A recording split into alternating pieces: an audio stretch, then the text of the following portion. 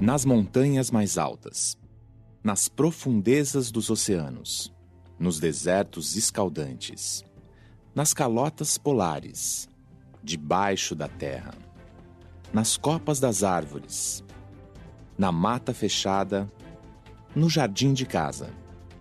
A vida está sempre presente nas mais variadas e exuberantes formas. Seres adaptados ao meio onde vivem e que estabelecem relações entre si.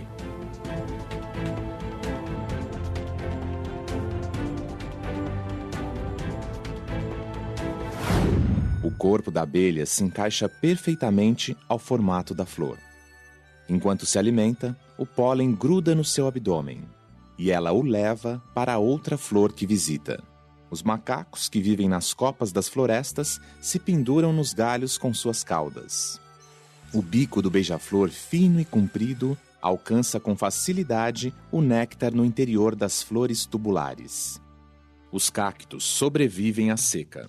Além de acumularem água no caule, seus espinhos são folhas modificadas que evitam a perda de água. Você já parou para pensar como surgiram tantas espécies diferentes? Será que essas espécies sempre foram do mesmo jeito que são hoje? E se o ambiente mudar? O que acontece com essas espécies tão bem adaptadas? Essas perguntas sempre intrigaram cientistas. E em 1858, Charles Darwin e Alfred Wallace demonstraram uma explicação para a origem das espécies que é válida até os dias de hoje. A Origem das Espécies é um livro extremamente importante. O Darwin reuniu informações das mais variadas fontes, olhando o fóssil, olhando a embriologia dos seres vivos, olhando a geografia dos seres vivos, aonde que os diferentes espécies estão. E ele juntou tudo isso no argumento para sustentar a seguinte ideia: todos os seres vivos que existem hoje são aparentados uns aos outros.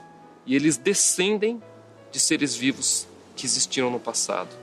A teoria da evolução reúne uma série de evidências que a torna irrefutável até os dias de hoje.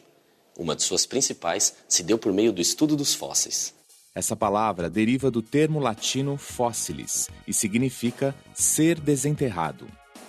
Fósseis são restos e vestígios de animais, plantas e outros seres vivos que se conservaram de uma maneira natural ao longo de milhões e até bilhões de anos. O trabalho dos paleontólogos é descobrir e estudar esses registros arqueológicos que são encontrados no solo e subsolo da Terra. Fomos no oeste de São Paulo e encontramos fósseis de uma pequena ave. Esses ossos aqui seriam as aves conhecidas mais antigas do Brasil e talvez até da América do Sul. Pelo terreno coletado, pela morfologia dela comparada com outras aves fósseis do mundo todo, essas aves têm aproximadamente 110, 120 milhões de anos. Este osso que está aqui parece tão antigo, carbonizado, preto e tal, mas esse osso é relativamente recente. É um osso que não deve ter mais do que 15 mil anos. Esse dente é um dente de mastodonte, é um tipo de elefante que existiu aqui na América do Sul e aqui no Brasil, e esse procede do Nordeste. Quando se cai num terreno adequado à fossilização, então eles são fossilizados. E quanto mais tempo ele ficar preservado como osso, ele pode ser substituído quimicamente. Aqui não temos mais osso quimicamente falando. Ele virou tudo mineral. Porém, microscopicamente, conserva ainda a estrutura de um osso, porque o mineral vai substituindo o tecido orgânico lentamente e mantém a forma, inclusive, a nível microscópico. Depois de encontrado, o fóssil é estudado para se determinar a idade, a forma do corpo e a estrutura óssea, ou seja, as informações necessárias para se reproduzir um animal por inteiro, como esse.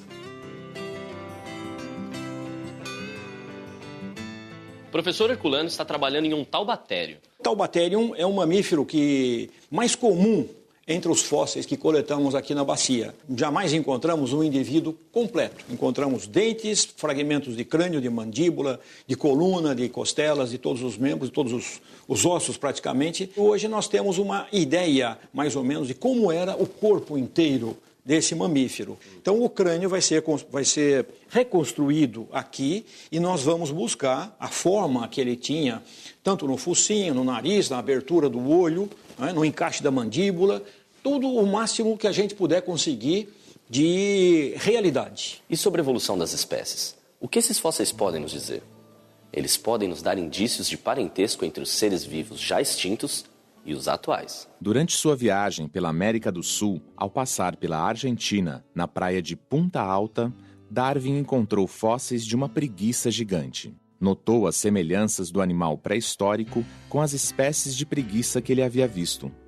Para Darwin, isso foi uma forte evidência de que as espécies mudam ao longo dos tempos. Ele desenvolveu as ideias sobre como essa mudança evolutiva ocorre. Isso foi basicamente a ideia da seleção natural. A seleção natural é um mecanismo que explica como ocorrem mudanças ao longo do tempo. Se diversas espécies podem ter o mesmo ancestral, isso significa que, por mais diferentes que possam parecer, elas devem ter semelhanças anatômicas entre elas. Essas semelhanças morfológicas e funcionais são mais uma evidência da evolução. O nosso próprio corpo, por exemplo. O corpo humano guarda evidências da evolução biológica e de nosso parentesco com outras espécies. Os nossos braços. À primeira vista, não tem nada de parecido com as asas de uma gaivota, ou as patas dianteiras de um cavalo, ou ainda mais, as nadadeiras de um golfinho. Mas por incrível que pareça, esses órgãos têm a mesma origem embrionária. Ou seja, derivam do mesmo tipo de célula do embrião, antes delas começarem a se transformar nos tecidos e órgãos que vão constituir o ser vivo. São considerados órgãos homólogos e indicam que nós, os golfinhos, as gaivotas e os cavalos, somos todos descendentes de um ancestral comum. Examinando melhor e comparando essas estruturas, notamos que, embora tenham formatos diferentes, possuem o mesmo conjunto de ossos e de musculatura. Os órgãos homólogos são as diferentes formas que a gente vê nos seres vivos hoje que representam variações a partir de uma estrutura comum. Se você olha atentamente os ossos que compõem cada uma dessas estruturas, você vai ver que, na verdade, são essencialmente os mesmos ossos que estão presentes em cada um deles, só que modificados. Existia um órgão no passado e ele sofreu modificações evolutivas, originando os 3 diferentes tipos que a gente vê hoje: asas, nadadeiras e braços. O processo evolutivo é que explica cada um desses 3 tipos de modificação que ocorreu ao longo do tempo. A evolução consiste em alterar coisas que já existiam. Já existia um repertório de ossos, de tecidos para montar um tipo de braço. Ele foi modificado para exercer diferentes funções. Mas como se dá o processo da evolução? Como diferentes adaptações se fixam a uma população a ponto de gerar uma nova espécie? Para explicar esse processo, a teoria de Darwin e Wallace lança 2 ideias fundamentais: variabilidade e seleção natural. A seleção natural ela é baseada em umas premissas muito simples, mas ela explica coisas fascinantes. Quais são as premissas simples? A primeira premissa é de que existe variação nos seres vivos. Então, por exemplo, tem bichos que são maiores, outros são menores, uns que têm pelagem mais escura e outros que têm pelagem mais clara. Outra premissa importante é que parte dessa variação é herdável, ou seja, é transmitida dos pais para os filhos. Pais com pelagem escura tendem a ter filhos com pelagem mais escura. Pais maiores tendem a ter filhos com tamanhos maiores. Tem uma base genética associada a esses traços e ela é transmitida dos pais para os filhos. A outra premissa importante é que alguma dessas características influencia a chance dos indivíduos sobreviverem e reproduzirem. Vamos imaginar que a pelagem escura protege o organismo de predadores, que torna ele mais difícil de enxergar porque ele habita um solo que é bastante escuro. Se eles sobrevivem mais, significa que eles têm mais oportunidade de ter filhos. Se eles têm mais filhos e eles transmitem para os filhos a base genética para a pelagem escura, isso quer dizer que na geração subsequente a pelagem escura vai se tornar mais comum. Por contrapartida, nessa mesma população, os indivíduos que têm pelo claro, eles são mais predados, vamos supor. Eles sobrevivem menos. Eles vão ter menos filhos. Então, a cada geração vão nascendo menos e menos filhos com a pelagem clara. A seleção natural é um processo que explica como mudanças evolutivas podem ocorrer. Uma outra evidência da evolução é a existência de órgãos vestigiais.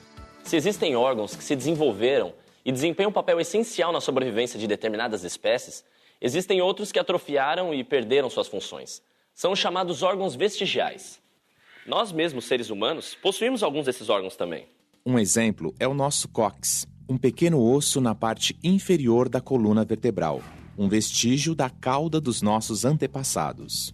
Se a gente olha uma cobra não tem patas. Mas se você dissecar ela com cuidado, você vai ver que naquela região onde você imaginaria que ela teria patas, você vai encontrar uns ossinhos muito pequenininhos que são muito parecidos, uma versão miniaturizada daqueles ossos que constituem a bacia de um lagarto, onde se ligam os ossos do braço e da pata.